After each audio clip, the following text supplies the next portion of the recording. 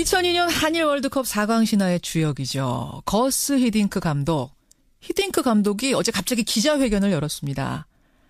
사실은 3개월 전에 히딩크 감독 측근이 축구협회에다가 감독직 맡을 용의가 있다라는 말을 전했다는 게 뒤늦게 최근에 기사화가 되면서 이게 사실이냐 아니냐 한바탕 논란이 있은 직후이기 때문에 히딩크 감독이 직접 입장을 밝히는 게 상당히 귀추가 주목이 됐었죠.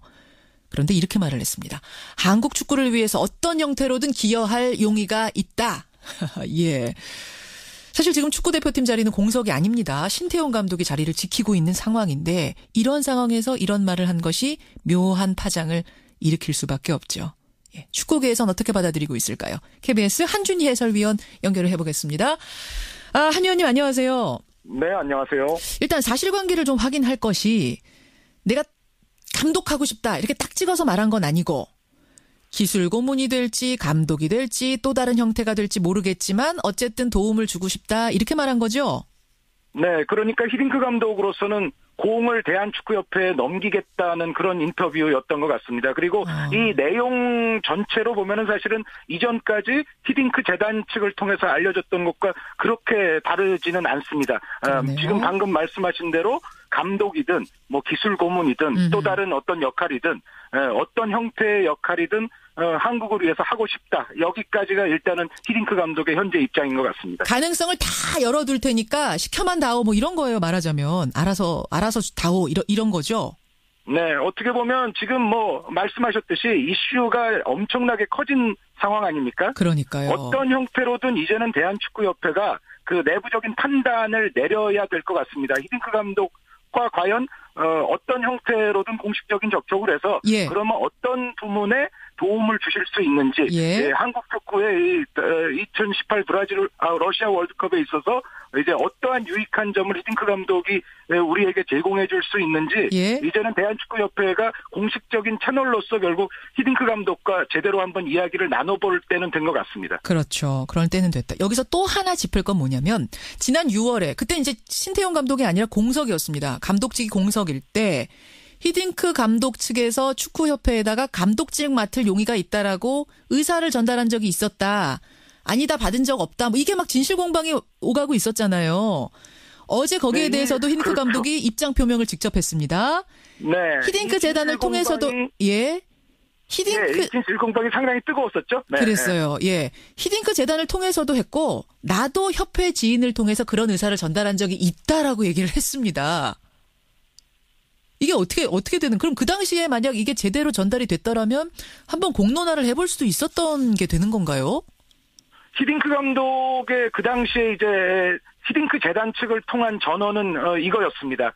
우리가 이란전, 우즈베키스탄전을 남겨놓고 있었던 상황이었는데 그 두 경기를 임시 관리자형 감독으로 치러서 우리가 월드컵 본선행을 확정 짓고 나면은 그때는 히딩크 감독이 대한민국 대표팀을 맡을 의향이 충분히 있으니까 요번에 감독 선임할 때는 임시 감독으로 하셔서 다음에 히딩크 감독을 고려하게 될 수 있으면 좋겠다. 뭐 이러한 내용의 SNS 문자 메시지가 이제 공개가 됐거든요. 그렇죠. 그런데 여기서 이제 또 네티즌들의 논란이 가중이 된 것은 김호곤 기술위원장이 이전까지는 사실은 히딩크 감독 측으로부터 어떠한 연락도 없었다. 금시 초문의 이야기였다라는 이야기를 했다가 그것을 이제는 어느 정도 시인을 했어요. 그러니까 6월 19일에 그런 접촉이 있었던 것은 사실이다라는 것을 김호곤 기술위원장이 시인을 했는데 이제 김호곤 기술위원장의 입장은 그 당시는 내가 기술위원장이 아니었고 그리고 이제 기술위원장이 된 이후에는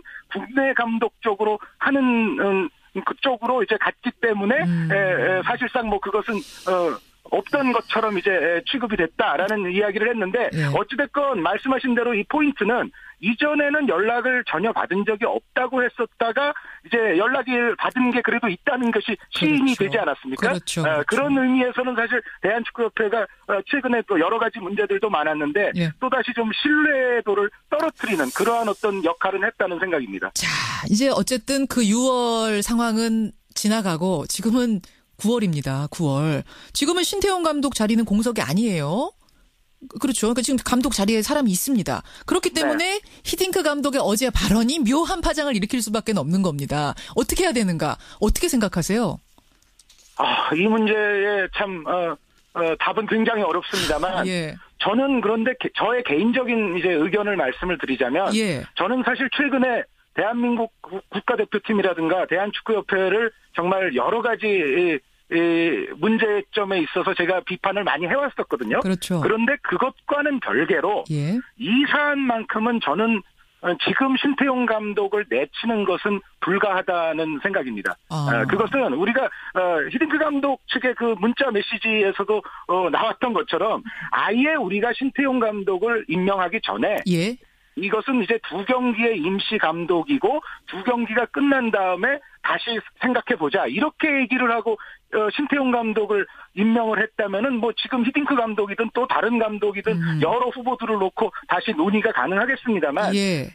신태용 감독을 임명할 당시에 2경기를 잘해서 월드컵 본선으로 가게 되면 예. 본선까지를 신태용 감독에게 맡기기로 계약을 하면서 이제 임명을 했단 말이죠. 그렇죠. 그렇다면은 신태용 감독을 지금 상황에서 내려가라고 할 적절한 근거가 저는 전혀 없다고 생각을 합니다. 근거가 전혀 없다. 그렇죠. 그렇죠. 예를 들어 앵커 진행자께서도 예를 들어 저는 뭐 진행자께서 한국에서 굉장히 가장 유명한 진행자 중에 한 분이라고 생각을 하지만은 예. 만약에 정말로 아주 더 유명한 베테랑 진행자, 예, 아주 예. 국민들의 사랑을 많이 받았던 베테랑 진행자가 있어서 근데 그분이 다시 한번 2년 전에 뉴스쇼에서 나 뭐 할 거 없어라고 얘기했을 때, 예.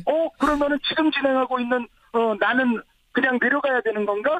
그거는 저는 아니라고 생각을 하거든요. 그러니까 지금 이제 대한축구협회에 여러 가지 지금 문제들이 터지고 있고, 예. 이것이 정말 누적된 결과로서 지금 국민들의 많은 반감이 있는 것이 사실이고, 이 문제점들을 개선해야 하기는 합니다만, 저는 그것과는 별개로, 예. 지금 신태용 감독을 지금 갈아치운다고 얘기하는 것은 너무도 이거는 정당한 절차에 맞지 않고 원칙에 어긋난다는 생각입니다. 그러니까 우리가 여태까지 잘못된 것이 좀 많아서 불만이 많더라도 예. 이 잘못된 것을 다시 한번 잘못된 절차로서 이것을 뒤엎는 것은 저는 그것은 또 다른 이제 악을 불러들이는 일이라고 생각을 하거든요. 그래서 저는 개인적으로는 신태용 감독을 지금 내쳐야 될 어떠한 정당한 근거도 없다라는 데에 저는 한 표를 던지고 싶습니다. 절차와 원칙의 문제다. 지금에 와서 그것을 깨는 것은 나쁜 선례다.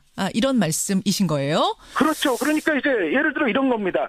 만약에 알겠습니다. 앞으로 누가 대한민국 축구 대표팀 감독을 하든지 간에 예. 2경기 뭐 3경기 정도 못할 수 있지 않습니까? 그러면은 이제 국민들의 여론과 불만이 뭐 들불처럼 일어날 수도 있어요. 이거 너무 못하는 거 아니냐. 예. 그런데 그럴 때마다 이제는 그보다 좀 더 나아 보이는 사람이 뭔가 눈에 띄게 될 때 항상 그냥 바꿀 수 있다는 얘기 아니겠습니까? 그래서 예. 이것은 너무도 나쁜 선례가 될 수 있다는 생각입니다. 안 의원님, 여기까지 오늘 말씀 들어야겠습니다. 고맙습니다. 예, 감사합니다. 예, KBS 한준희 해설위원이었습니다.